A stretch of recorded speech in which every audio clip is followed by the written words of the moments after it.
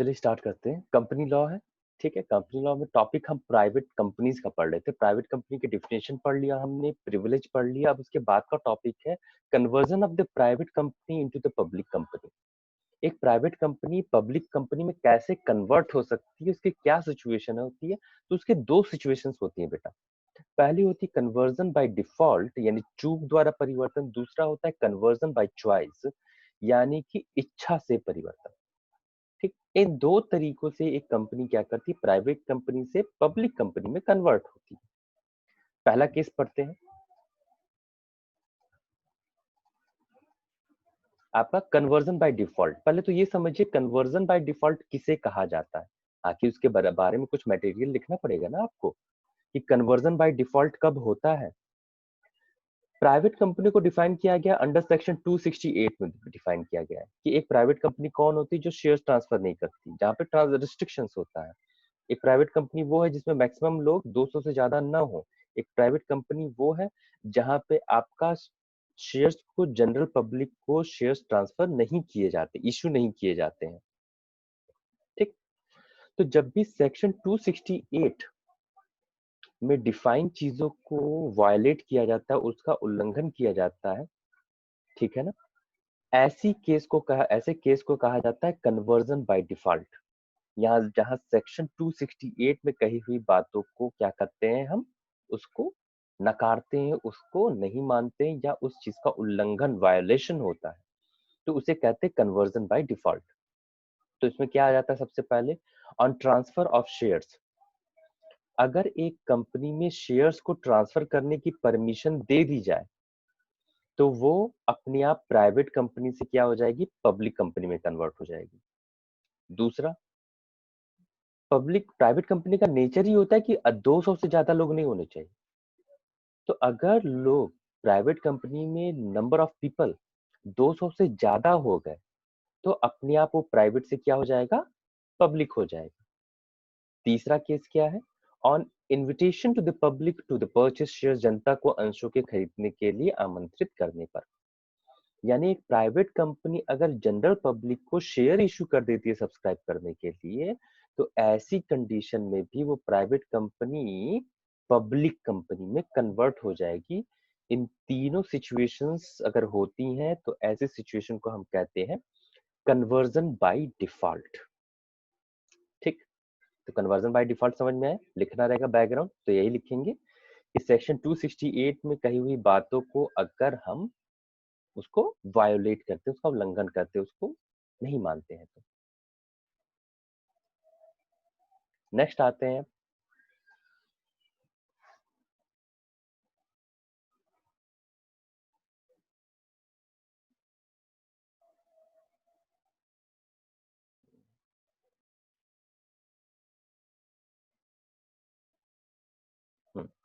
दूसरा है conversion by choice. Conversion by choice क्या होता है इसे समझिएगा।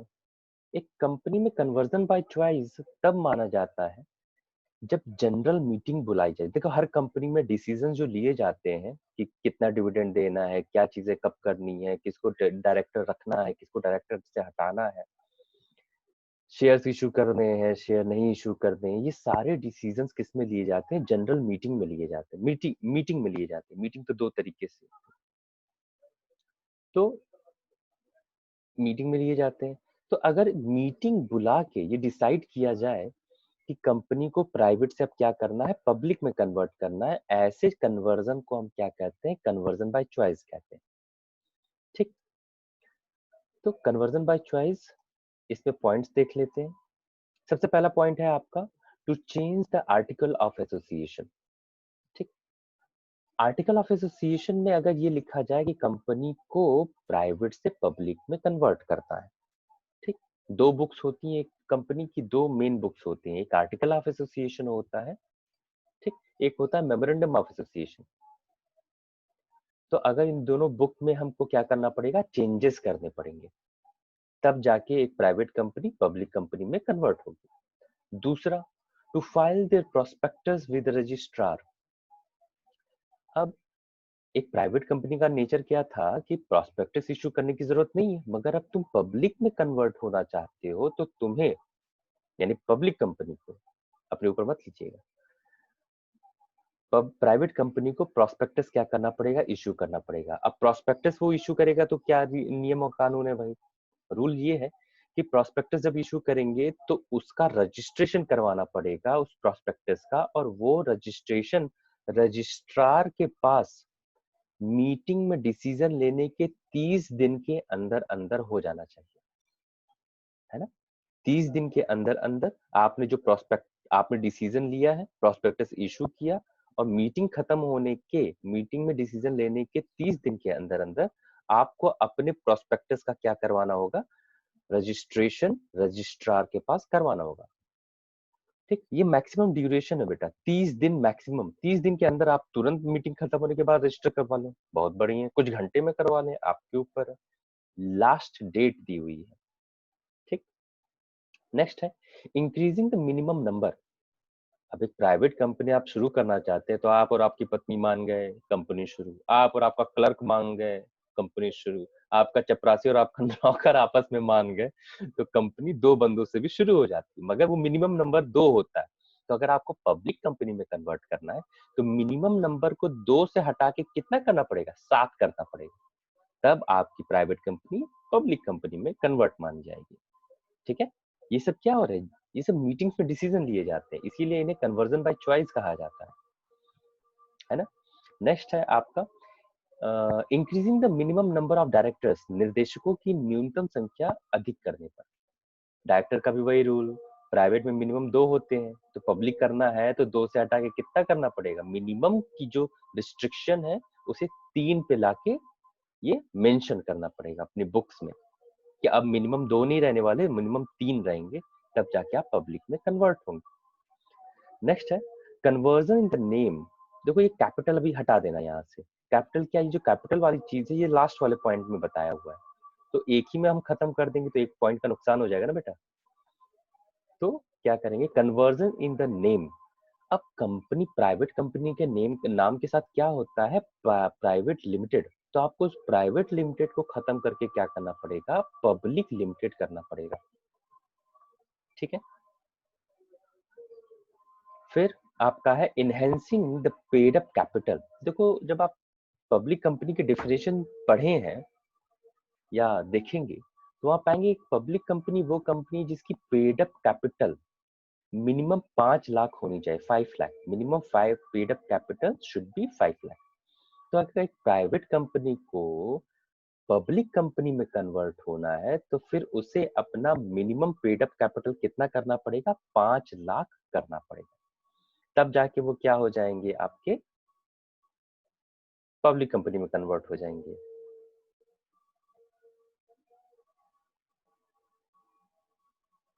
सॉरी, मैसेज आ गया।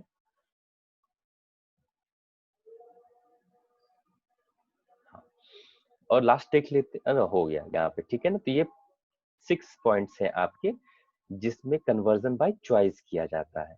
ठीक, देखिए इस तरह से वीडियो रिकॉर्ड करने में क्या होता है कि आप लाइव क्लास के अपने एडवांटेज होते हैं कि आपकी जो प्रॉब्लम होती है आप तुरंत पूछते हैं, और मैं कोशिश करता हूँ कि आपको जो भी प्रॉब्लम है उसको जिस भी तरीके से आपको समझा सकूं। ऐसे मैं जब ऑनलाइन रिकॉर्डिंग कर रहा होता हूँ तो फिर वो डाउट्स, वो कंफ्यूजन्स आपके मेरे सामने आ नहीं पाते, तो मैं बस टॉपिक पढ़ाता हूँ, उसे क्लियर करने की कोशिश करता हूँ। चलिए आगे चलते हैं। तो ये हो गया कन्वर्जन बाय डिफॉल्ट और कन्वर्जन बाय चॉइस। डिफॉल्ट कब होता है, जब 268 के कही हुई चीजों को हम का उल्लंघन कर देते हैं, है ना, उनका वायलेशन कर देते हैं। और कन्वर्जन बाय चॉइस में क्या होता है, जब आप खुद मीटिंग बुलाते हैं और उनमें ये सारी चेंजेस करते हैं तो प्राइवेट कंपनी से पब्लिक कंपनी में कन्वर्ट होता है। ठीक है, अब हम देख लेते हैं प्रोसीजर कि हम कैसे, प्रोसीजर क्या है एक प्राइवेट कंपनी से पब्लिक कंपनी में कन्वर्ट होने का। ठीक है ना, आइए देखते हैं इसे।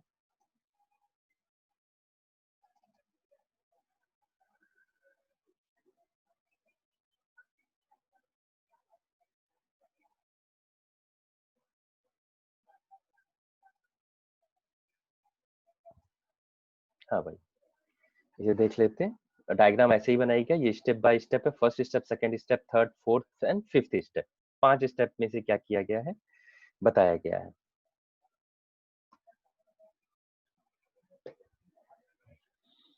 पहला है पासिंग अ स्पेशल रेजोल्यूशन। अब देखो प्रोसीजर क्या होता है, हम कैसे एक प्राइवेट को पब्लिक में कन्वर्ट करते हैं, है ना? हर चीज का एक नियम कायदा होता है। सबसे पहले आपको एक प्रस्ताव पारित करना होगा, रेजोल्यूशन। मीटिंग जो बुलाया जाता है कंपनी की, उस मीटिंग में किसी डिसीजन को लेने के लिए प्रस्ताव पारित किया जाता है, यानी रेजोल्यूशन पास किया जाता है। अब रेजोल्यूशन बेटा दो तरीके से होते हैं, एक जनरल रेजोल्यूशन होता है, एक स्पेशल रेजोल्यूशन होता है ना? अब जो स्पेशल रेजोल्यूशन, जनरल रेजोल्यूशन क्या है, किसी का सैलरी बढ़ाना है, डिविडेंड कितना देना है, नया प्रोजेक्ट क्या स्टार्ट करना है, ठीक है, ये सब जनरल चीजें हो गई। कंपनी में कुछ चेंजेस करने हैं, कंपनी से रिलेटेड किसी चीज में परिवर्तन करना है, तो उसके लिए स्पेशल रेजोल्यूशन बुलाया जाता है। अंतर क्या हो जाता है उसे समझिएगा।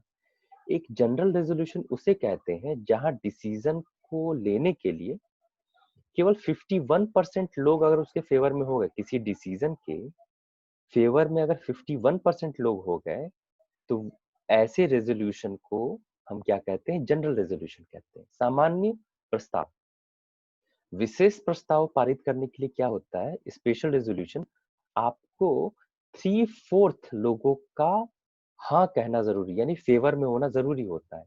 आपने कोई बिल, कोई डिसीजन पास करवाना है, बोर्ड ऑफ डायरेक्टर्स हैं, शेयर होल्डर्स हैं।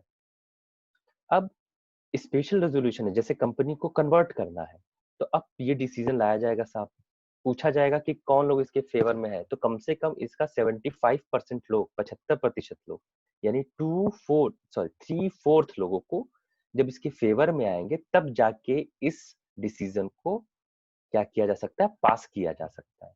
तो 3/4 के रेजोल्यूशन से जिस डिसीजन को पास किया जाता है, उसी को कहा जाता है स्पेशल रेजोल्यूशन। तो इसके लिए, कन्वर्जन के लिए आपको स्पेशल रेजोल्यूशन पास करना पड़ता है। नेक्स्ट है, रेजोल्यूशन पास कर दिया आपने, अब आपको क्या करना रहता है, प्राइवेट वर्ड जो होता है वो खत्म करना पड़ता है। एक प्राइवेट कंपनी लिमिटेड है, प्राइवेट हटा के क्या करना पड़ेगा, पब्लिक लिमिटेड कंपनी क्या रहेगा, आपको नाम लिखना पड़ेगा। ठीक है, फिर आपका क्या रहता है, फिर उसके बाद है सर्टिफिकेट फ्रॉम द रजिस्ट्रार। अब आपको अपने रजिस्ट्रार जो होता है उसके पास से सर्टिफिकेट लेना पड़ता है।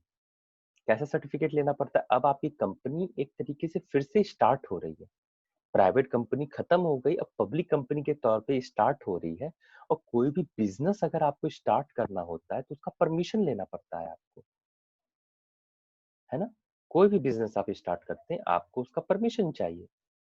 तो उसी परमिशन के लिए आपको एक सर्टिफिकेट चाहिए होता है, उसी सर्टिफिकेट को कहते हैं सर्टिफिकेट फ्रॉम रजिस्ट्रार, यानी कमेंसमेंट ऑफ बिजनेस का।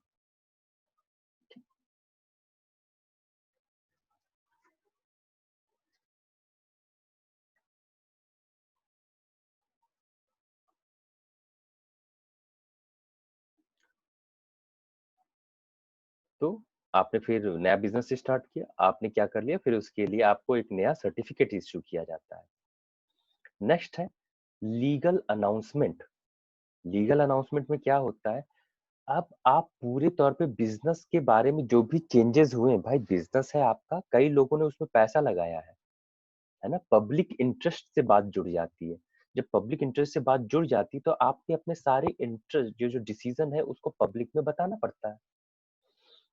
तो जब आपका प्राइवेट से पब्लिक कंपनी में कन्वर्ट हो जाता है, तो आप क्या करते हैं, न्यूज़पेपर में एक अनाउंसमेंट देते हैं, है ना? एक एडवर्टाइजमेंट देते हैं कि आपकी ये कंपनी, एबीसी कंपनी जो भी है, उसका प्राइवेट कंपनी से पब्लिक कंपनी में कन्वर्ट होने के सारे लीगल डिसीजंस और प्रोसीजर्स पूरे हो चुके हैं।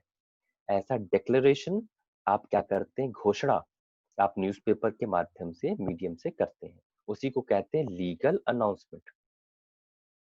आपको सर्टिफिकेट मिल गया, आपकी कंपनी क्या हो गया, रजिस्टर ऊपर हो गई थी। पहला आपका क्या किया, स्पेशल रेजोल्यूशन पास किया 3/4 से, प्राइवेट वर्ड को खत्म कर दिया।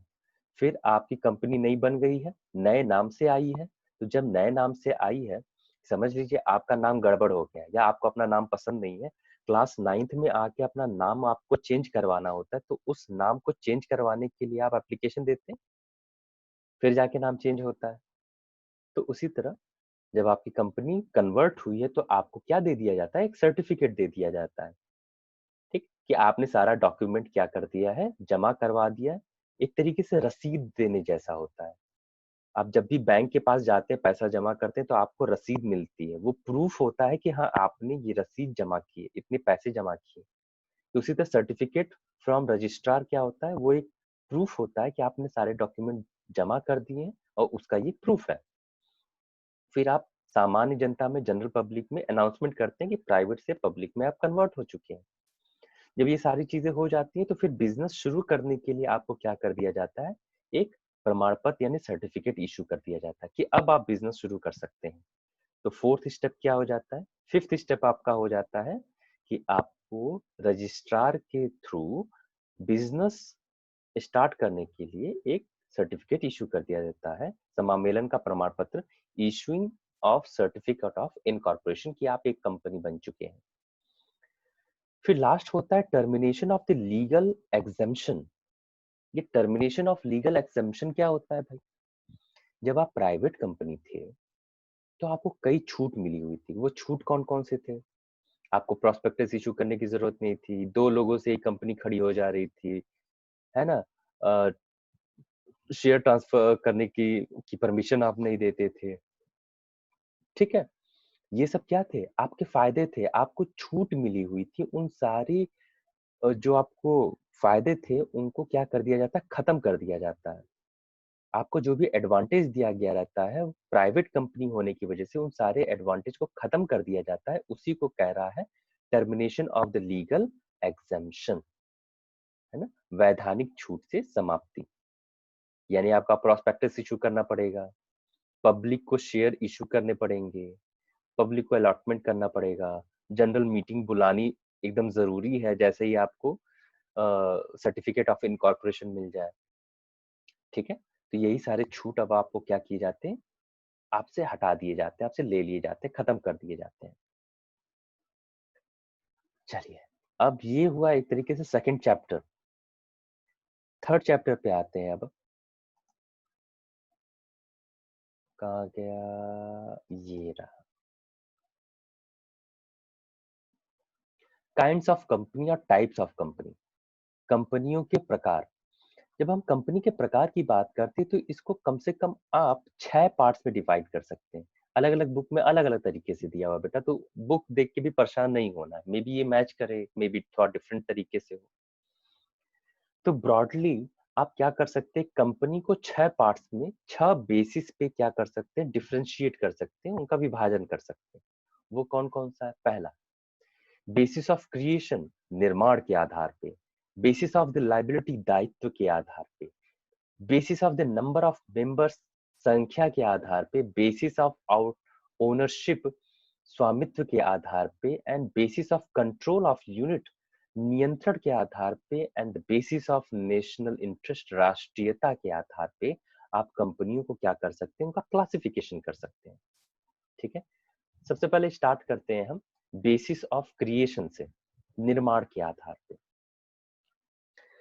जब निर्माण के आधार पे आप बात करते हैं तो 3 तरीके से आप इसे डिवाइड कर सकते हैं। कौन कौन सा, एक चार्टर्ड कंपनीज, दूसरा होता है स्टैट्यूटरी कंपनीज यानी संवैधानिक कंपनी, और तीसरा होता है इनकॉर्पोरेटेड और रजिस्टर्ड कंपनीज।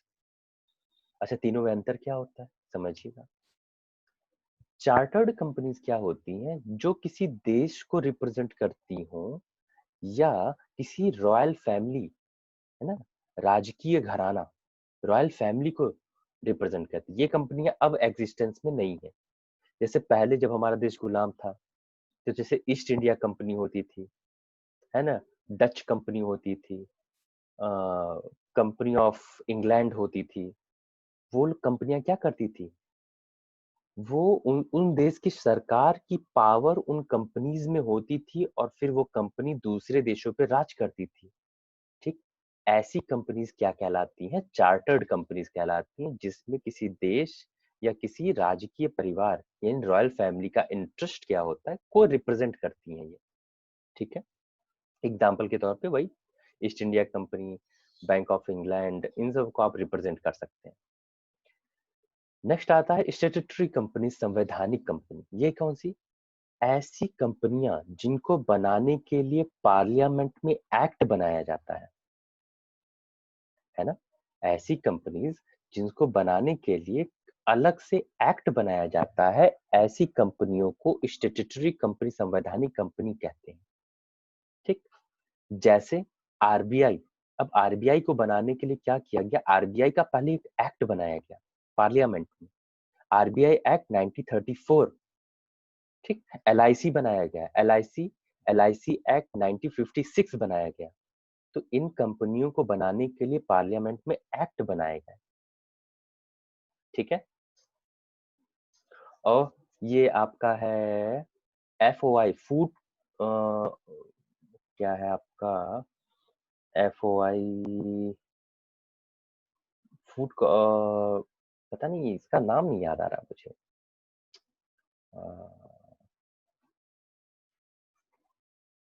चलो उसे एक बार इंटरनेट पे सर्च करना। फिर नेक्स्ट आपका क्या है? फिर आपका है इनकॉर्पोरेटेड और रजिस्टर्ड कंपनीज, निगमित कंपनी। इसे क्या कहते हैं? जब किसी एक्ट में कोई कंपनी रजिस्टर होती है तो ऐसी कंपनी को हम क्या कहते हैं? इनकॉर्पोरेटेड या रजिस्टर्ड कंपनी कहते हैं। ठीक, जैसे कंपनीज एक्ट 2013 है ना? कंपनीज एक्ट 2013 ये एक्ट है जिसमें अगर आपने इस एक्ट में अगर किसी ऑर्गेनाइजेशन को रजिस्टर किया तो वो क्या हो जाएगी? वो कंपनी हो जाएगी। ठीक है, जैसे पार्टनरशिप एक्ट है 1932, उसमें आपने कंपनी को रजिस्टर करवाया, फर्म को रजिस्टर करवाया। आपने जैसे और कौन सा है, हाँ, जैसे बैंकिंग कंपनीज एक्ट है 1949, उसमें बैंक को रजिस्टर किया जाता है उसके थ्रू। तो जब किसी एक्ट में आप कंपनीज को रजिस्टर करते हैं तो ऐसी कंपनीज को हम क्या कहते हैं? इनकॉर्पोरेटेड या रजिस्टर्ड कंपनीज कहते हैं।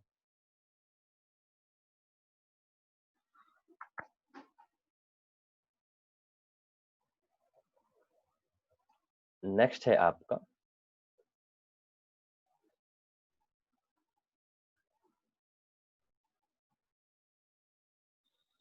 On the basis of the liability, है ना, दायित्व के आधार पे कंपनीज को डिवाइड करना। पहला होता है लिमिटेड बाय शेयर्स, ऐसी कंपनी जिसमें आपने जितना पैसा लगाया है आपकी रिस्पॉन्सिबिलिटी बस वहीं तक होती है। जैसे आपने एक कंपनी में शेयर लिया 100 रुपए का, अब कंपनी अगर डूब रही है, बंद हो रही है, दिवालिया हो रही है ना, इंसॉल्वेंट यानी कि, तो आप अगर पैसा आपका केवल उतना ही डूबेगा जितना आपने लगाया है, उससे ज्यादा आपसे पैसा नहीं लिया जाएगा। तो ऐसी कंपनी जहां पे आपकी लाइबिलिटी यानी दायित्व आपके इन्वेस्टमेंट अमाउंट तक ही बस रहती है, उसे हम क्या कहते हैं? Limited by shares. 100 रुपए का शेयर खरीदा, 100 रुपए तक ही आपकी रिस्पॉन्सिबिलिटी है, उससे ज्यादा पैसा आपसे कोई नहीं लेने आएगा। ठीक, नेक्स्ट है आपका, अच्छा, इसके कंपैरिजन थर्ड, जो थर्ड वाला है उसको कंपैरिजन में लेते हैं। अनलिमिटेड कंपनी, अनलिमिटेड कंपनी क्या होती है? जिसमें आपने अगर पैसा लगाया है और उससे ज्यादा कंपनी का नुकसान हो जाता है, तो आपने जो पैसा लगाया वो तो जाएगा ही जाएगा, आपको अपने घर से भी लाके पैसा देना पड़ेगा, है ना? तो ऐसी कंपनीज को हम क्या कहते हैं? अनलिमिटेड कंपनीज कहते हैं। जैसे 100 रुपए का शेयर खरीदा, कंपनी में दिक्कत हो गई, कंपनी बंद हो गई, बहुत ज्यादा उस पर लाइबिलिटी है, तो 100 रुपए तो जाएंगे ही। उसके बाद भी अगर कोई कंपनी को नुकसान हो रहा है तो आपको अपनी प्राइवेट प्रॉपर्टी बेच के उसका पैसा देना पड़ेगा, उसे कहते हैं अनलिमिटेड कंपनी। अब इसे समझिएगा, लिमिटेड बाय गारंटी, ऐसी कंपनीज जो कि जिसमें शेयर होल्डर्स नहीं होते हैं। अब आप पूछेंगे शेयर होल्डर्स नहीं होते तो कंपनी कैसे होती है? ना बेटा, जैसे समझ लीजिए गांव के लेवल पे आप 4 दोस्त हैं, 4 दोस्तों ने एक बिजनेस शुरू किया, चारों ने अपने पैसे उसमें लगाए। ठीक, कोई शेयर होल्डर नहीं बना, पैसे लगाए और बिजनेस शुरू कर दिया। तो ऐसी जो कंपनीज होते हैं उसमें लोग क्या होते हैं? मेंबर्स होते हैं, शेयर होल्डर नहीं होते हैं, मेंबर होते हैं, पैसा लगाए रहते हैं। ठीक, और जब कंपनी ये बंद होती है, अगर बंद होने लगती है, तो ये गारंटी देते हैं कि वो एक पर्टिकुलर अमाउंट को क्या करेंगे? अवेलेबल करवाएंगे, एक पर्टिकुलर अमाउंट उस समय देंगे। तो उन्होंने क्या दिया? उन्होंने ये गारंटी की, गारंटी दिया, ऐसी ही कंपनी को हम कहते हैं लिमिटेड बाय गारंटी। जहां पे शेयर होल्डर्स नहीं होते, कंपनी में शेयर होल्डर्स नहीं होते, मेंबर्स होते हैं। मेंबर्स मतलब पैसा बस इन्वेस्ट कर दिया है, शेयर्स नहीं इश्यू किए गए हैं उसके बदले में। ठीक। और कंपनी जब खत्म होने वाली रहती है, कोई दिक्कत आती है, तो मेंबर्स ये डिफाइन करते हैं, ये गारंटी देते हैं कि इतना पैसा हम अवेलेबल करवाएंगे। ठीक। ऐसी कंपनी को हम लिमिटेड बाय गारंटी कंपनी कहते हैं। चलिए, बाकी की चीज है जो अब वो नेक्स्ट क्लास में अवेलेबल रहेंगी। ठीक है, ओके। अगर कोई दिक्कत, कोई परेशानी, किसी चीज पे कोई नोट्स चाहिए होगा, कोई टॉपिक पे नहीं ज्यादा समझ में आ रहा होगा, कॉल कर लीजिएगा, मैसेज कर लीजिएगा, नोट्स हिंदी और इंग्लिश में जिसमें भी चाहिए होगा मांग लीजिएगा। ओके। लाइव क्लास का अपना एडवांटेज होता है। मैं बस अभी इस तरह से बस रिकॉर्ड किया, चीजों को बस बता दिया। आपका डाउट आता तो मैं उसे और बेहतर तरीके से, अलग तरीके से फिर कोशिश करता, नहीं समझ में आता फिर से समझाता। ठीक। ओके।